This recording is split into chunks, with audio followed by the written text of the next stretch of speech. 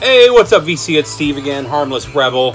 Time for another miscellaneous vinyl update. It's kind of a hodgepodge of some of the other stuff I've been picking up, some of the stuff I've been listening to. First off, in the background, hopefully it doesn't get me a copyright strike, but you never know. We're listening to Presto from Rush. This is a audio fidelity SACD. These things sound absolutely amazing. This one was actually mastered by Kevin Gray over at Coherent Audio, who does phenomenal work. Everything of his that I've ever heard sounds amazing. He's just one of the modern mastering techs that does everything. Like I said, everything I've heard of his sounds familiar or sounds amazing. I actually was just listening a few days ago to Trans-Siberian Orchestra, kind of out of season. But for some reason, I was just in the mood for some Trans-Siberian Orchestra, and it was also mastered by him, and loved it. But, so let's just kind of jump in. Like I said, it's a pretty good mix. I've talked about this particular band ad nauseum. I got a couple from them. Let me slide through and pull them all out real quick. And what it is, as I run across them for a good price, I have just slowly been replacing some of my earlier pressings that weren't in the best condition with some of these really, really nicely done remastered pressings. So first up, we've got probably my favorite album from the band. And this is one album that I had an original promo of that I still regret giving up. I actually traded it to John Hockley, to SMF Captain Howdy.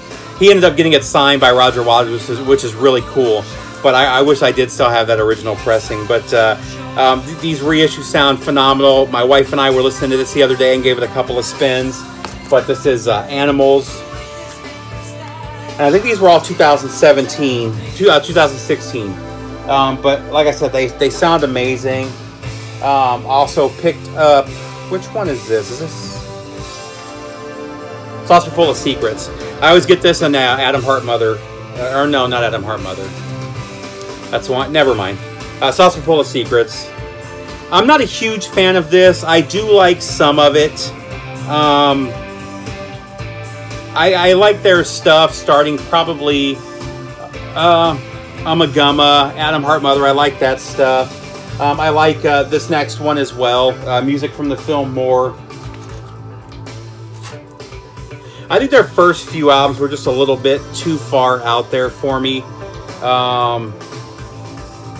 And even though this was kind of in that area, I mean, this was 69. When was... Oh, I don't have it doesn't have the sticker on here anymore. So 68, so about a year earlier. I really get into this one. I really don't with Saucer Full of Secrets, though. And this one was released July, so pretty much exactly a year after Saucer Full of Secrets. But again, love this album. Definitely worth picking up. Any of these remasters if you run across them. I've also picked up a copy of this. I've always liked a couple of the songs on here. I saw this for 11 bucks, so I grabbed it, gave it a spin. Honestly, the whole album is good. I really only love the few songs on there, though, that I had already liked before grabbing this album. But this is Daft Punk with Random Access Memory. Great sounding vinyl, though. It really does sound good, and it's worth having in the collection. Next up is a little bit of VCLT from Brother Scott Waters. This is Nectar. Which one is this? I can't read the title of it. It's kind of been scratched out there. Is it Resurfaced?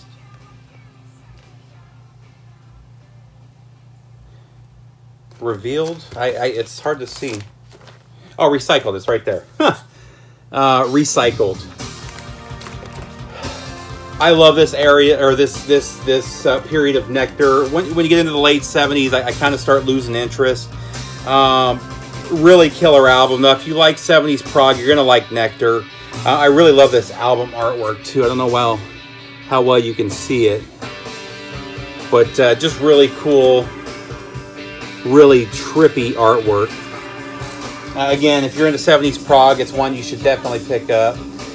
This next one, this is one of the best sounding bootlegs that I've ever bought. This was recorded at Tower Records, July 1993. It was a radio broadcast, and this is called Mayonnaise Dream from Smashing Pumpkins. This was actually the release party at Tower Records for Siamese Dream. And you've got some of their absolute classics on here. Rocket, Cherub Rock, Today, Disarm, Siva, Mayonnaise, Hummer, I Am One. Just sounds amazing.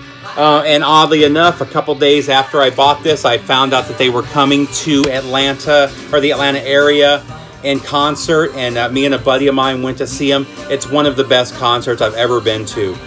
They brought back James Eha into the band, and there was some talk about Darcy coming back, but disputes broke out between her and Billy Corgan.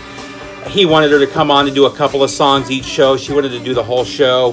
The fact that she hasn't been a professional bass player since she left the band in the late 90s, he didn't feel she could do a full show, which most people would probably agree with. They still kept their original, or their touring guitarist that's been playing with them for the last few years too. So with James Eha, they had 3 guitarists on stage, and it sounded amazing. They really filled the room with atmosphere. It really made me think of kind of a Pink Floyd concert where you're just surrounded by sound, and it was really phenomenal. It was a 3-hour show.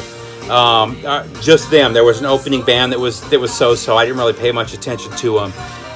But Smashing Pumpkins were phenomenal. Billy Corgan blew me away. I had never seen them live. I was a big fan in the heyday. Just never got a chance to see them. We just didn't have money for concerts when I was, or during the early 90s when they were at their biggest. And I was really shocked. I was messaging back and forth with SMF Captain Howdy because he was going to see him a couple weeks later. And I sent him a couple clips. I didn't realize that all the lead and all of the really intricate guitar solos were done by Billy Corgan. I always thought of James Eha as the lead guitarist. And there are some songs where he did the lead and he did the solos, but the really good, really high-end solos were done by Billy Corgan. He still sounds phenomenal. Again, it was an amazing show. If they're playing in your area as part of this tour, I highly recommend checking them out. Again, it's one of the best shows I've ever been to. The stage show was amazing. They had these moving screens, and the artwork and stuff that was on the screens was beautiful. Again, amazing show, amazing bootleg there. Speaking of amazing, we'll jump into one of the all-time greats. Again, as I run across these for good prices, I grab them. This is Jimmy at the Fillmore East. Machine Gun. I believe this was Band of Gypsies, if I remember correctly. I'm not 100%, but I'm pretty sure this was Band of Gypsies. But killer show. You got the Power Soul, Lover Man, Hear My Train A-Comin', Changes, Isabella. Machine Gun, I love that song. Easy Rider, Earth Blues. I mean, it's just really, really killer. And you know what I like about some of these later shows is it is more the blues driven. I love his hits, but I don't need to hear them on every single album. I love that he really changed up his live shows. Next up, I don't remember if this is the first or the second album of unreleased material, but this is from 2010. They just released the third album of unreleased Jimi Hendrix material. I believe they said that's the last of the trilogy, but this one is Valley of Neptunes from 2010. Now, saying that this is unreleased, I had actually heard most of these versions on various bootlegs and comps over the years. There are a couple that I had never heard, but most of these are songs you're familiar with. So you got Stone Free, Valleys of Neptune, Bleeding Heart, Hear My Train A-Comin', Mr. Bad Luck, Sunshine of Your Love, which he does a great cover of, Lover Man, Ships Passing in the Night, Fire, Red House. Any version of Red House done by Jimi Hendrix is amazing. Lullaby for the Summer and Crying Blue Rain. Great album. I highly recommend picking up this trilogy, and I'll talk about the other two in another video. I didn't want to bog this one down with Jimi Hendrix because I could talk all day.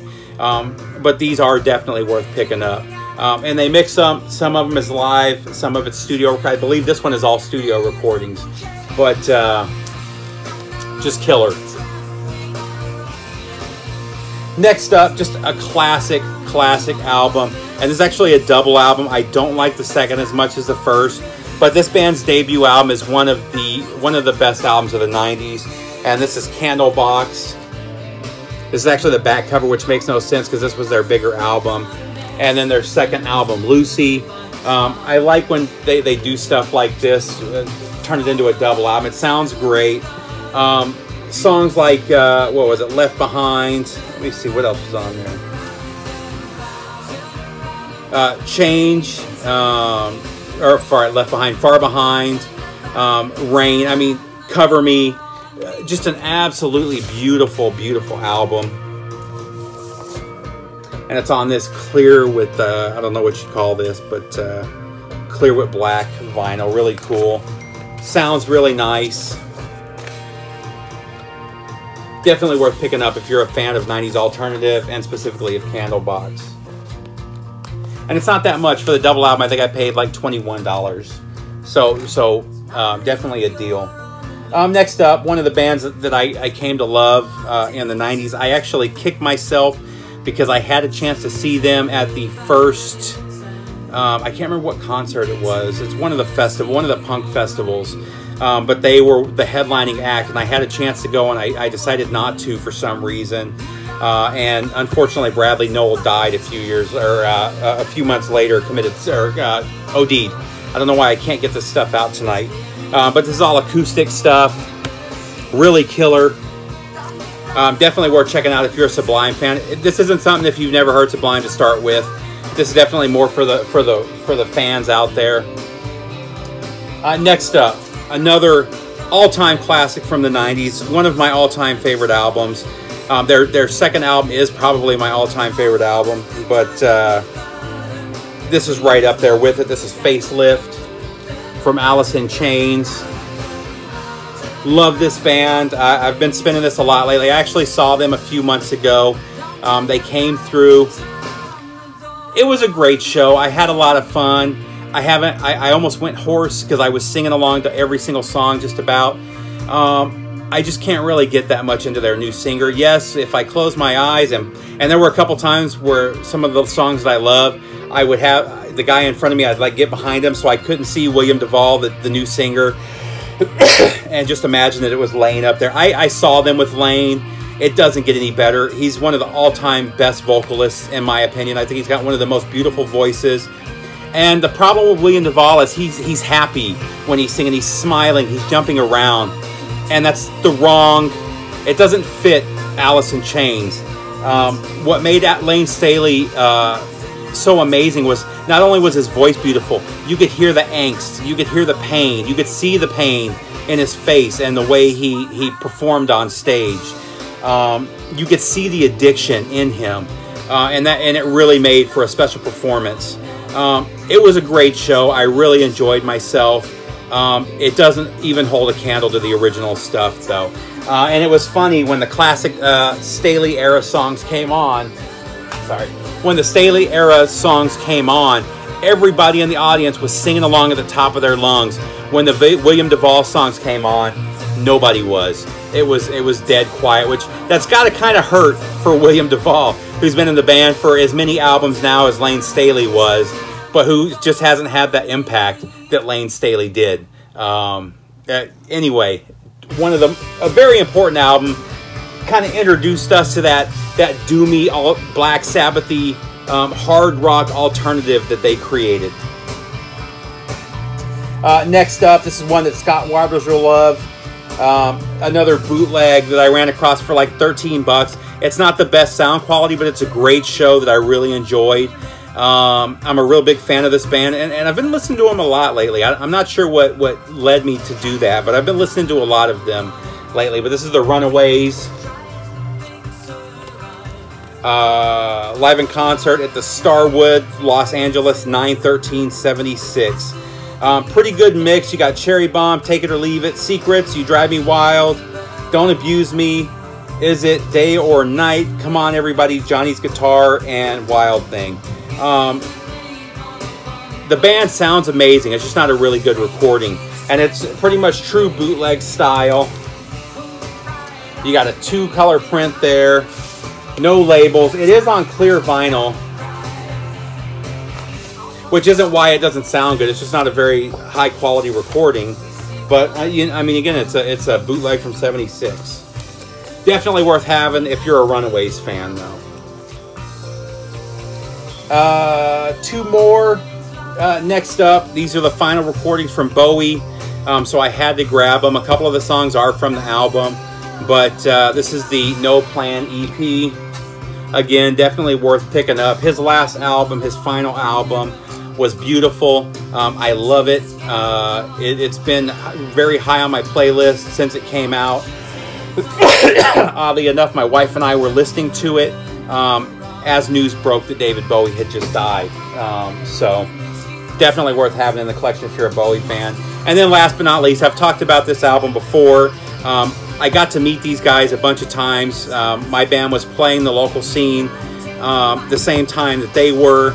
And they were really cool guys. I met them at the Long Wongs on Mill Avenue in Tempe, Arizona, a number of times. But this is Jim Blossom's New Miserable Experience. I've shown this before. I just pulled this out to give it another spin. It's just one of those albums that takes me back to a certain period. So that is pretty much it, VC. I hope everybody's doing good. I'm going to try to keep some kind of continuity to these videos. I know a lot of you are commenting, hey, where are you? You know, I am still around. I am still trying to see your videos. I try to comment when I do watch your videos. I will try to do a better job. But take care, VC. Have a great night, and I'll see you soon.